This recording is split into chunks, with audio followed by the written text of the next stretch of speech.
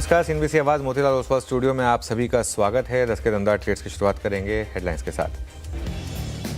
Sensex की weekly expiry के दिन बाजार में कंसोलिडेशन का मूड, निफ्टी और सेंसेक्स में फ्लैट कारोबार। बैंकिंग शेयर आज बिगाड़ रहे हैं बाजार का मूड, मिड कैप शेयर कर रहे हैं आउट परफॉर्म। आज के बिग स्टॉक्स और चार्ट जीपीटी शेयरों में रौनक। अच्छे बिजनेस अपडेट से भागा प्रॉपर्टी शेयर करीब 4% चढ़कर वादा का टॉप गेनर्स में हुआ शुमार। वहीं ल्यूपिन करीब 4% मजबूत। उधर चार जीपीटी शेयरों में फेडरल बैंक, एचपीसीएल, बीपीसीएल और एलटीआई में खरीदारी। मेटल शेयरों में आज सबसे ज़्यादा तेजी, करीब 1.5% चढ़ा इंडेक्स। 2.5% की उछाल के साथ निफ्टी का टॉप गेनर बना टाटा स्टील, साथ ही 2% उछले एनएमडीसी और नाल्को। इसके साथ ऑयल एंड गैस, आईटी और रियल्टी शेयरों में भी रौनक, लेकिन ऑटोज और एनबीएफसीज में मुनाफा वसूली। और ट्रंप टैरिफ की राहत से फार्मा की सेहत सुधरे। निफ्टी फार्मा इंडेक्स 1% ज़्यादा चढ़ा। डॉक्टर एडीज और सन फार्मा निफ्टी की टॉप गेनर्स में हुए शुमार। फार्मा पर ट्रंप प्रशासन ने दिया बड़ा बयान, कहा बाहर से आने वाली जेनरिक दवाओं पर टैरिफ नहीं लगाने की योजना। चलिए, 10 के दमदार ट्रेड्स में आपका स्वागत है और मेरे अलावा वीरू और श्रेया भी रहेंगे शो में आपके साथ। हमारे साथ देने के लिए अमित सेठ और मानस जायसवाल पिछले शो से बने हुए हैं, साथ ही निर्मल बांक से विकास सालुंके और ट्रेड बुल्स के सचिदानंद उत्तेकर भी अपने टॉप ट्रेड्स के साथ जुड़ेंगे। अगली दिवाली तक मार्केट आउटलुक पर चर्चा करने के लिए हमारे साथ जुड़ेंगे पेडिग्री एडवाइजरी के फाउंडर दिलीप भट्ट, और टेक्निकल से बात करेंगे कोटक सिक्योरिटीज़ के श्रीकांत चौहान से। साथ ही प्रेस्टीज एस्टेट्स में ज़ोरदार तेज़ी के कारण बताएंगे आशीष चतुर्वेदी। लेकिन एक नज़र मार्केट पर रखते हैं, और मार्केट में इस समय थोड़ा सा हायर लेवल से कंसोलिडेशन के बाद अब प्रॉफिट बुकिंग आती हुई है और निफ्टी अब रेड में आ गया है, 2 पॉइंट नीचे। और एक बार फिर से कल्प्रिट है बैंक निफ्टी, करीब 140 पॉइंट नीचे इस समय आपको बैंक निफ्टी ट्रेड करता हुआ दिखाई देगा। हालांकि आज मिड कैप में स्ट्रेंथ है, तो ये एक अच्छी चीज़ है। और एडवांस डिक्लाइन जो नेगेटिव हुआ था वो वापस अब एडवांसेस के फेवर में आ गया है। ये देखते हैं अगर इसको मार्केट को सपोर्ट देगा या नहीं देगा, ये थोड़ा सा देखने वाली बात होगी।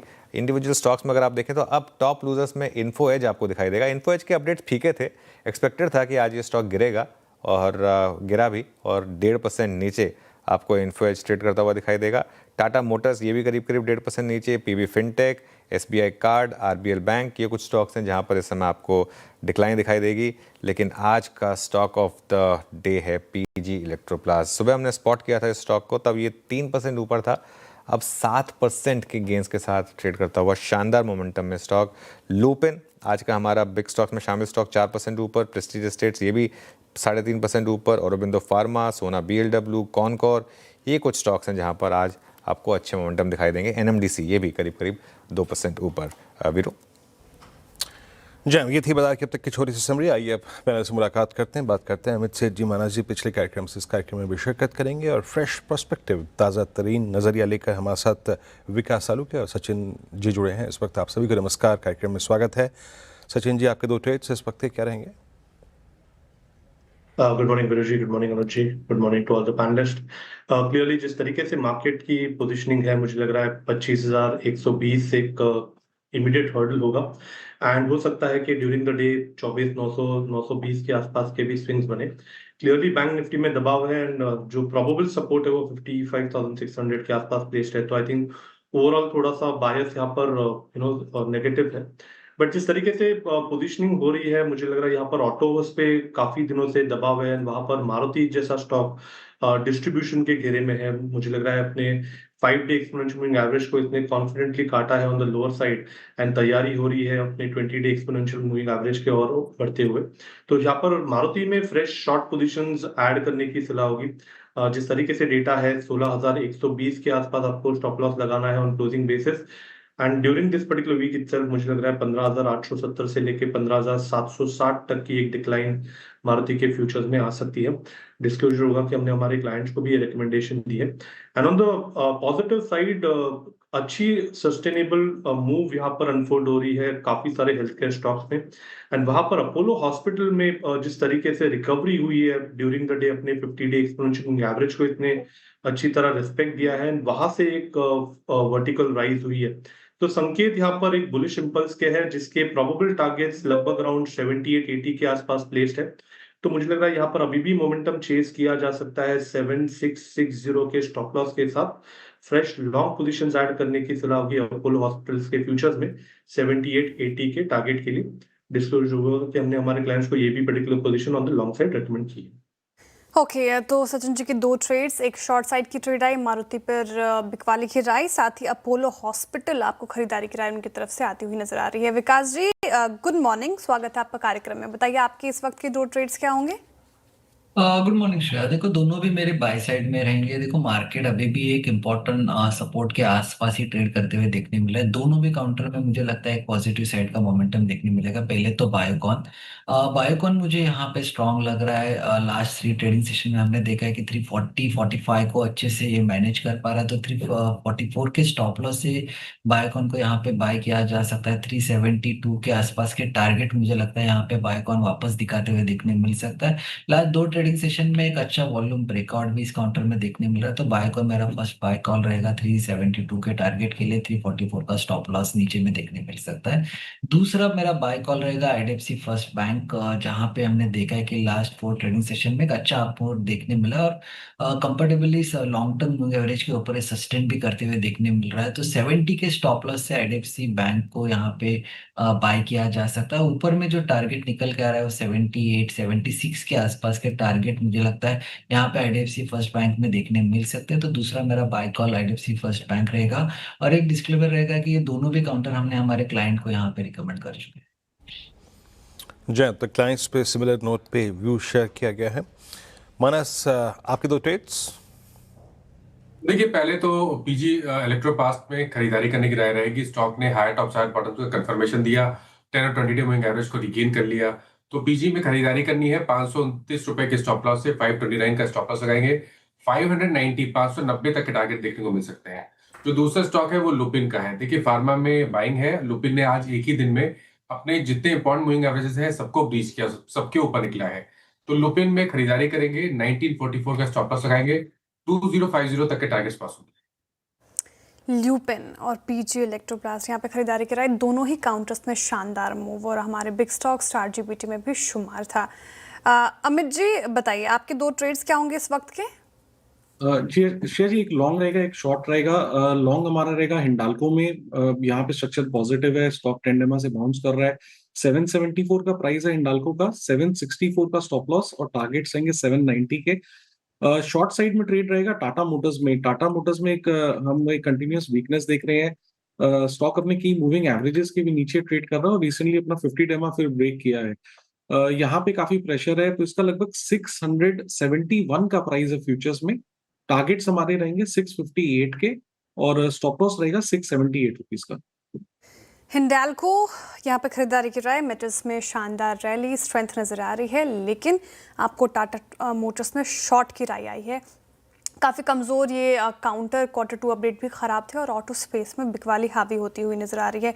कुछ और काउंटर्स जहां थोड़ा प्रेशर बनता हुआ आज के सत्र में नज़र आ रहा है, जो हम शुरुआत में डिस्कस भी कर रहे थे। एक बार नौकरी कर रखेंगे स्क्रीन पर। नौकरी वायदा के टॉप लूजर्स में शुमार, 1.5% नीचे डेज लो के आसपास कारोबार करता हुआ नजर आएगा। Q2 अपडेट फीके थे और तभी एक एनालिसिस की गई थी कि स्टॉक में आज थोड़ा डेंट पड़ता हुआ नजर आ सकता है। सचिन जी, इन्फो एज 1.5% नीचे 1345 के लेवल पर शॉर्ट साइड के ट्रेड्स बन रहे हैं यहाँ पर, या फिर अभी वेट एंड वॉच की सलाह? श्रेया, मुझे लग रहा है यहाँ पर एक रेंज बाउंड एक्शन हो सकती है। 1400 के आसपास काफी इंपॉर्टेंट रेजिस्टेंस है स्टॉक में, एंड नीचे उतना ही अच्छा सपोर्ट यहाँ पर 1300-1320 के आसपास है। तो मुझे लग रहा है यहाँ पर फ्रेश शॉर्ट्स के लिए reward to risk opportunity better नहीं है। तो हो सकता है कि ये स्टॉक इसी पर्टिकुलर रेंज में और थोड़े समय के लिए कंसोलिडेट करे। तो यहाँ पर फ्रेश लॉन्ग या शॉर्ट पोजीशन बनाने की सलाह नहीं है। ओके, इन्फो एज पर आपका टेक टेक्निकल व्यू। चलिए अब एक काम करते हैं, बिग मार्केट वॉइसेस की कड़ी इस दीपावली आपकी निवेश की रणनीति क्या हो, इस पर बातचीत करते हैं। हमारे साथ श्री दिलीप भट्ट मौजूद हैं।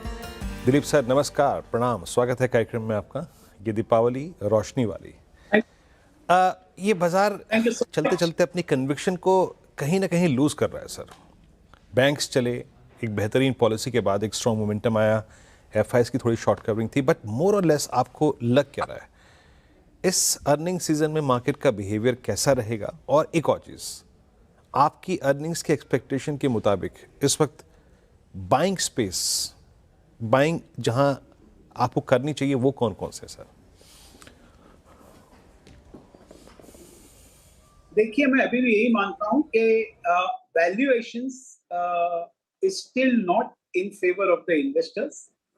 यहाँ पर वैल्यूएशंस बिल्कुल जो अंडरलाइन फंडामेंटल्स है उसके बहुत आगे हैं एट द मोमेंट, तो इसको ये ध्यान में जरूर रखना चाहिए। और यहाँ पर एक बात जरूर है, मार्केट में एक अनलिमिटेड ऑप्टिमिज्म है। Market desperately is looking to move up, इसमें भी कोई दो राह नहीं है, नीचे आने की कोई गुंजाइश ही नहीं है यहाँ पर। और यहाँ पर ऐसा लग रहा है market is just waiting for a trade resolution for FIIs to come back. पर हमारे हिसाब से ये जरूर होगा, शायद नेक्स्ट 1.5 मंथ में हो जाना चाहिए, और उसी तरह से एफआईएस भी they should come back. But मुझे लगता है कि इस अर्निंग सीजन में भी शायद कोई ऐसा रे ऑफ ऑप्टिमिज्म आए, वो मुझे पता नहीं, वो मुझे नहीं लग रहा है। लेकिन how all the companies are interpreting the GST after the income tax break, और ये जो हमने अक्टूबर में जो देखा, जिस तरह के सेल्स देखे नवरात्रि में across all the industries, whether these are sustainable or not, ये मैनेजमेंट कमेंट्री से पता चलेगा। Be that optimistic is my personal view and I hope I am wrong on this. तो ऐसा लग रहा है one should wait and watch in the for the management commentary, ये जो क्वार्टरली रिजल्ट्स आएंगे तभी, और उसके बाद एक डिसीजन देना चाहिए। कोई जल्दबाजी नहीं है, market is certainly not in your favour, और one should little be cautious at this level and wait and watch. Okay, Dilip ji good morning, Shreya बात कर रही हूँ। थोड़ा कॉशियस रहने की सलाह दी है आपने, और मैनेजमेंट की कमेंट्री काफ़ी इंपॉर्टेंट होगी, उस पर ध्यान देना होगा। सेक्टर स्पेसिफिक सवाल सर मेरा आपसे ये, फार्मा हेल्थ के स्पेस में आज अच्छी बाइंग नजर आ रही है। डोनाल्ड ट्रंप का बयान कि जेनरिक दवाओं को टैरिफ के मार से थोड़ा दूर रखा गया है अभी।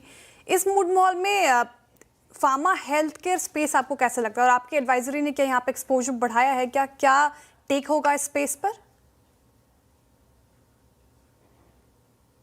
तो यहाँ तक फार्मा का क्वेश्चन आ रहा है कि जेनेरिक्स को बिल्कुल उन्होंने अपने रडार पे नहीं रखा है, उसको बाहर रखा हुआ है।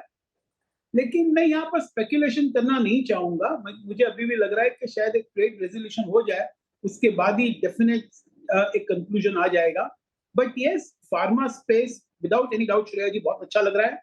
मुझे लगता है शायद खास करके ये जो कॉन्ट्रैक्ट मैन्युफैक्चरर्स है, they will play a very big role. So I will say somebody like Divi's Laboratory will continue to be very good. उनको एक विजिबिलिटी बहुत अच्छी तरह से मिली है। और जहां तक हम, जैसे मैं पहले भी कह चुका हूं कि लोग चाइना +1 की बात करें, यहाँ पर यूरोप +1 में Divi's is the biggest beneficiary out over there. तो मुझे लगता है companies like Divi's, companies like Lupin will also do pretty well. In the long run Sun Pharma को भी जरूर ध्यान में रखना चाहिए। But pharma space yes, on a long term basis looks good, but on an immediate basis a little volatile और little speculative.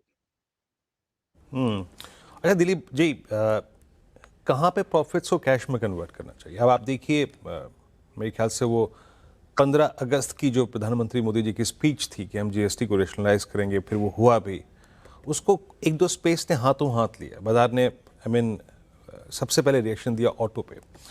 Just putting for instance, उदाहरण के तौर पे सर 23,000 का 23,500 का इंडेक्स ऑलमोस्ट 28,000 तक गया।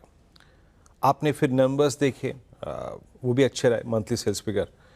क्या अपने प्रॉफिट्स को, ट्रेडिंग गेन्स को यहाँ पे कन्वर्ट करना चाहिए कैश, या फिर कमिटेड रहना चाहिए? मैं तो ये कहूंगा कि one should not be in a hurry to commit. जैसे ये जो पोस्ट जीएसटी जो हमने देखा कि सेल्स बहुत अच्छे हुए, लेकिन ये बात भी नहीं भूलना चाहिए कि अप टू जीएसटी, जब से जो अनाउंसमेंट आया जीएसटी के बारे में जो कट होने वाला है, और जब से न्यू जीएसटी लागू हुआ 22 सितंबर, अगर हम उस समय के इसके बीच में का सेल्स जरूर एक देखना चाहिए कि कैसा रहा, और उसको फिर कंपेयर करना चाहिए पोस्ट 22 सितंबर के बाद। तो मैं यही कहूंगा कि वेदर दिस सस्टेनेबल और नॉट, मुझे एकदम I don't have a ready answer for that. maybe it will certainly be better than what it was in the past. But how much better and how much good and whether it is priced in और उसका repercussion किस तरह से fiscal deficit meet होगा, किस तरह से जो shortfall होगा, ये सबको जरा एक holistic way से देखना चाहिए. But otherwise, I think the direction is right of the government to push the consumption, to increase the consumption, जो एक अच्छा multiplier impact देगा economy में, फिर capex में. But ये शायद होते होते शायद एक long term बन जाए. तो इसके लिए मार्केट को शॉर्ट टर्म में तो बिल्कुल ऐसा कुछ कंपेलिंग नहीं लग रहा है, लेकिन लॉन्ग टर्म यस में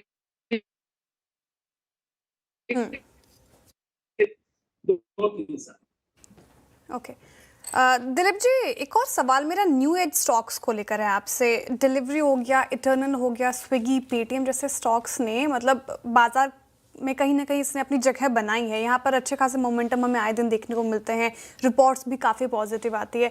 तो अगर इस स्पेस पे बेट लगाना हो दिलीप जी, तो कोई स्टॉक स्पेसिफिक अगर आप बात करना चाहें तो वो कौन सा स्टॉक होगा, कौन सा स्टॉक आपको अच्छा लगता है इस स्पेस से?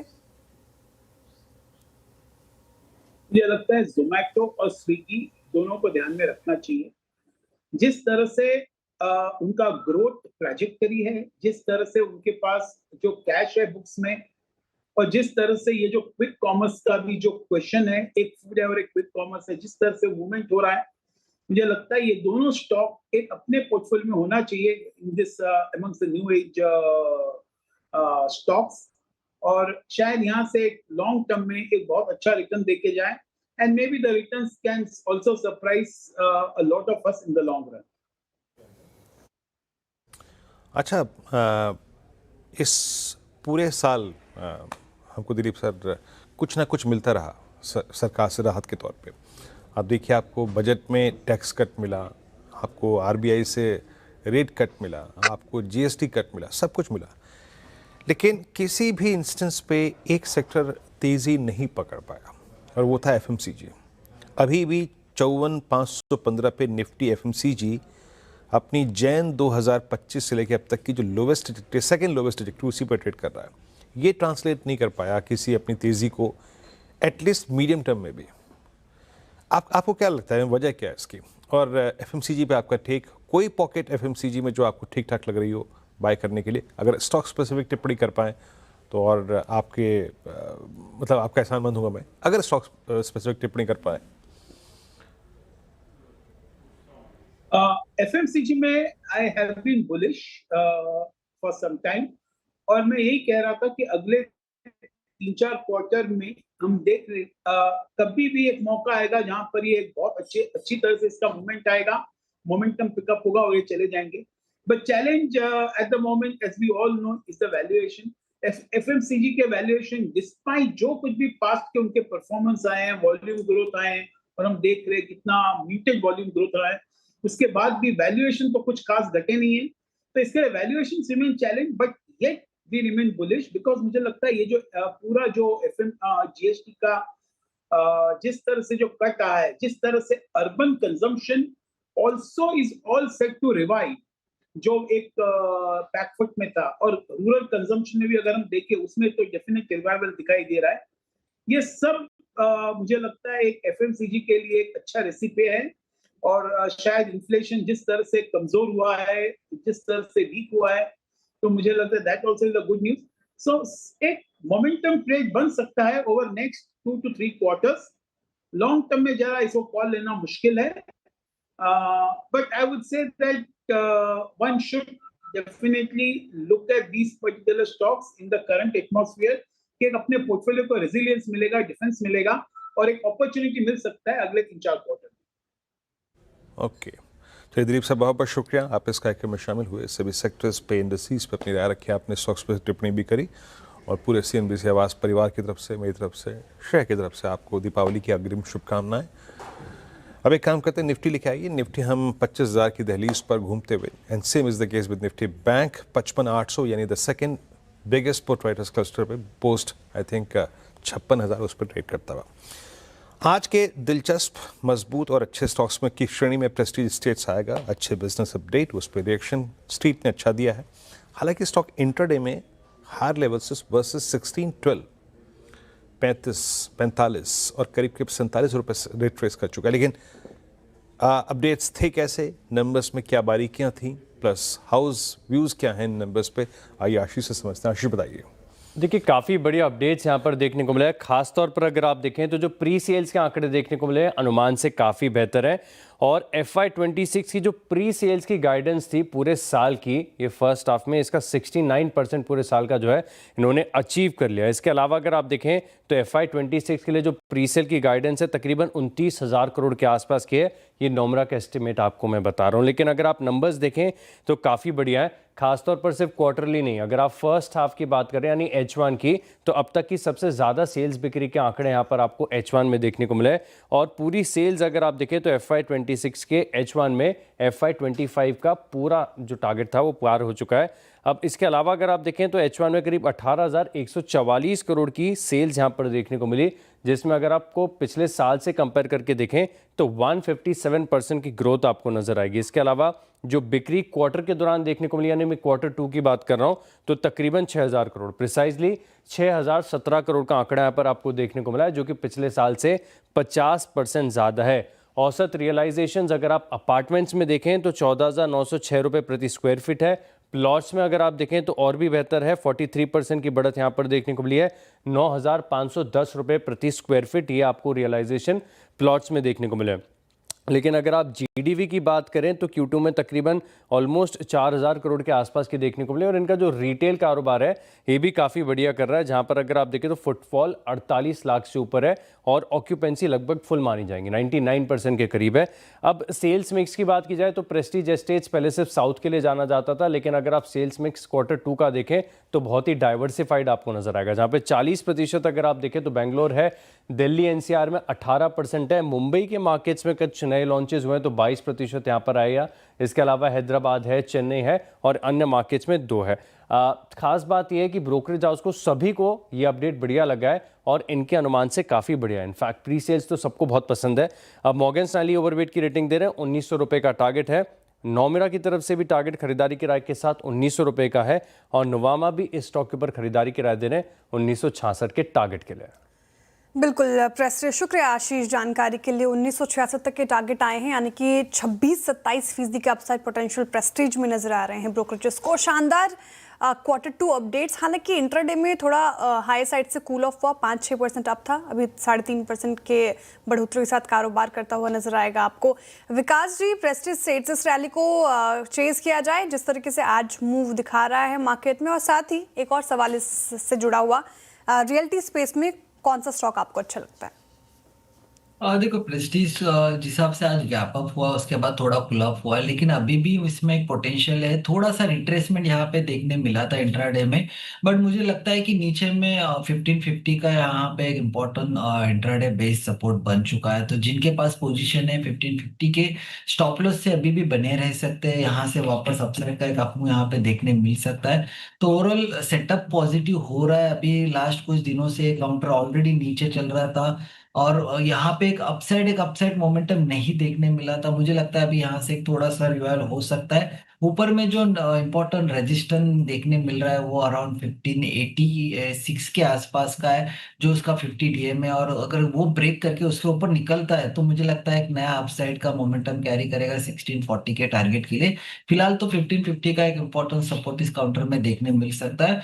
और रियल एस्टेट सेक्टर में देखो तो गोदरेज प्रॉपर्टी, डीएलएफ, दोनों भी काउंटर मुझे अभी के रेंज में अच्छे लगते हैं। डीएलएफ हालांकि 708 का इम्पोर्टेंट सपोर्ट यहाँ पे लेके चल रहा है, और लास्ट कुछ दिनों में इसी इंपॉर्टेंट सपोर्ट को रिस्पेक्ट करके एक पुल बैक रैली देखने मिले। ऊपर में मुझे लगता है 742-45 के अपसाइड की मूव यहाँ पे मुझे लगता है डीएलएफ दे सकता है, तो डीएलएफ भी यहाँ पे एक अच्छा काउंटर देखने। ओके, चलिए बहुत बहुत शुक्रिया आपका इस पूरी बातचीत के लिए विकास, और सचिन जी आपका भी बहुत बहुत शुक्रिया। अब चलते हैं श्रीकांत चौहान, कोटक सिक्योरिटी से हमारे साथ मौजूद हैं। श्रीकांत, गुड मॉर्निंग, कार्यक्रम में स्वागत है। श्रीकांत, हम एक कंसोलिडेशन के मोड में चले गए हैं। निफ्टी रिस्पेक्ट दे रहा है 25,000 को, लेकिन 25,200 पे सप्लाई भी है। निफ्टी बैंक का भी कुछ केस यही है। आपका टेक क्या है मार्केट्स पे, और आपके प्रेफर्ड बाइंग आइडियाज क्या है इस वक्त? Good morning Virendra. देखिए, मुझे लग रहा है कि ये मार्केट जो है वो एक करेक्टिव पैटर्न में आ चुका है, और एक जो हमने अपवर्ड एक्टिविटी देखी थी उसका करेक्शन चल रहा है। तो पॉसिबिलिटी है, मुझे ऐसा लग रहा है कि मार्केट एक बार शायद 25,000 के लेवल्स को तोड़ सकता है और एक बार 24,900 24,950 के रेंज में आ सकता है। वहां पे मार्केट के लिए बहुत ही अच्छा सपोर्ट है। तब तक मुझे लगता है कि इस मार्केट में हमें एक बार करेक्शन का इंतजार करना चाहिए, बाय ऑन डिप्स की स्ट्रैटेजी रखें और करेक्शन में लॉन्ग पोजीशंस बनाने की कोशिश करनी चाहिए। ओके, फिलहाल मार्केट पे व्यू गिरावट बढ़ सकते हैं यहाँ पर, और जिस तरीके से कमजोरी देखने को मिल रही है, आप देखें 25,067 के लेवल पर निफ्टी फ्लैट। श्रीकांत चौहान जी, गुड मॉर्निंग। श्रेया बात कर रही हूँ। थोड़ा स्टॉक स्पेसिफिक सवाल मेरा आपसे, जिस तरीके से आज देखिए ईएमएस स्पेस से पीजी इलेक्ट्रोप्लास्ट ने आज बढ़त दिखाई है, करीब करीब 7% अब आज के सेशन में आपको कारोबार करता हुआ नजर आएगा। वहीं दूसरी तरफ केन्सटेक, एक बार केन्सटेक का भी रखिए स्क्रीन पर चार्ट, और वो कल भी लूजर्स में शुमार था, हालांकि आज निचले स्तरों से थोड़ी रिकवरी दिखाने की कोशिश की है। देखिए पूरे इस ईएमएस स्पेस में आपका क्या टेक है, साथ ही कौन से स्टॉक्स आपको अच्छे लगते हैं?